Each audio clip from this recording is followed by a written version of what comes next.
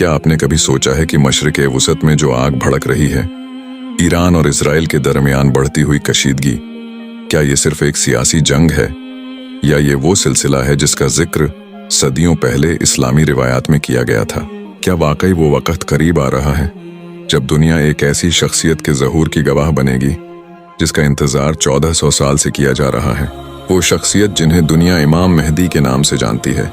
लेकिन सवाल ये है कि क्या ईरान और इस्राइल की जंग इमाम मेहदी के ज़हूर की किसी अलामत से जुड़ी हुई है?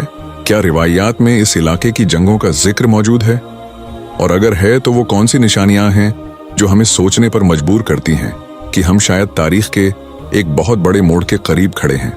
आज हम इन्हीं सवालों के जवाब तलाश करने की कोशिश करेंगे और देखेंगे कि इस्लामी रिवायात इस बारे में क्या कहती हैं। इस्लामी अकीदा ये है कि जब दुनिया में जुल्म हद से बढ़ जाएगा, इंसाफ खत्म हो जाएगा और इंसानियत चीख उठेगी, तो अल्लाह एक ऐसी हस्ती को भेजेगा जो जमीन को अदल और इंसाफ से भर देगी।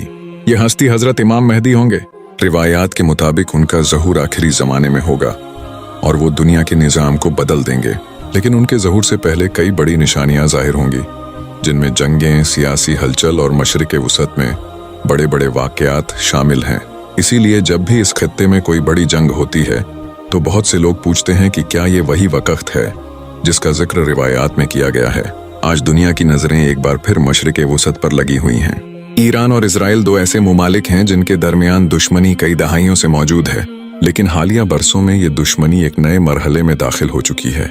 मिसाइल हमले, खुफिया कार्रवाइयाँ और जंग के खदशात मुसलसल बढ़ते जा रहे हैं। कुछ तजज़ियाकार इसे सिर्फ सियासत कहते हैं, लेकिन कुछ लोग कहते हैं कि शायद ये वाक़यात आखिरुज़्ज़मा के बड़े वाक़यात की तमहीद हैं।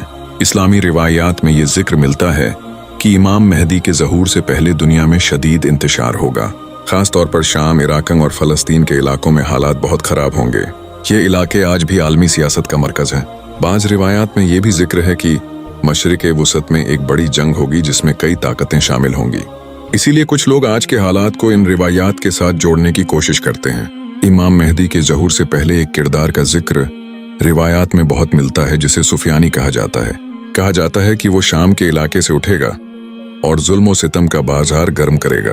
उसकी फौजें इराक और दूसरे इलाकों तक पहुंचेंगी और दुनिया एक शदीद बहरान का शिकार होगी। लेकिन आखिरकार उसके जुल्म का खातिमा होगा और हक की ताकत गालिब आएगी। बाज़ रिवायात में यह भी इशारा मिलता है कि आखिरी ज़माने में दुनिया की बड़ी ताकतें मशरिक़ वसत में जमा होंगी और एक ऐसी जंग होगी जिसका असर पूरी दुनिया पर पड़ेगा। आज अगर हम देखें तो मशरिक़ वसत में अमेरिका, रूस और दीगर बड़ी ताकतें किसी न किसी शक्ल में मौजूद हैं। इसीलिए बाज़ लोग कहते हैं कि दुनिया आहिस्ता आहिस्ता एक बड़े टकराव की तरफ बढ़ रही है।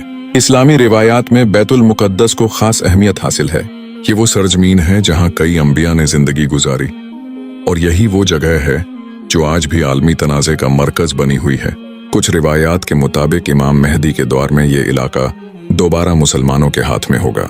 इसीलिए फ़लस्तीन का मसला सिर्फ एक सियासी मसला नहीं बल्कि एक तारीखी और मजहबी मसला भी है। रिवायात के मुताबिक इमाम मेहदी के ज़हूर से पहले दुनिया में जुल्म, नाइंसाफ़ी, जंगें और बदअमनी बढ़ जाएगी। लोग अमन के लिए तरस जाएंगे और हर तरफ मायूसी फैल जाएगी। उसी वक्त अल्लाह एक ऐसी क़यादत ज़ाहिर करेगा जो दुनिया को इंसाफ देगी और लोगों के दिलों में उम्मीद पैदा करेगी। कहा जाता है कि इमाम मेहदी का ज़हूर मक्का मुकर्रमा से होगा। वहाँ लोग उनकी बैत करेंगे और फिर उनकी क़यादत में जुल्म के खिलाफ एक बड़ी तहरीक शुरू होगी। दुनिया भर से मुखलिस लोग उनके साथ शामिल होंगे और आहिस्ता आहिस्ता इंसाफ का निज़ाम कायम होगा। लेकिन एक बात हमेशा याद रखनी चाहिए कि इस्लाम हमें ये नहीं सिखाता कि हम हर जंग को फौरन क़यामत की निशानी करार दे दें। हमें चाहिए कि हम इल्म हासिल करें, रिवायात को समझें और एहतियात के साथ बात करें, क्योंकि असल इल्म सिर्फ अल्लाह के पास है। आज दुनिया जिस दौर से गुजर रही है वो वाकई एक अजीब दौर है। जंगें बढ़ रही हैं,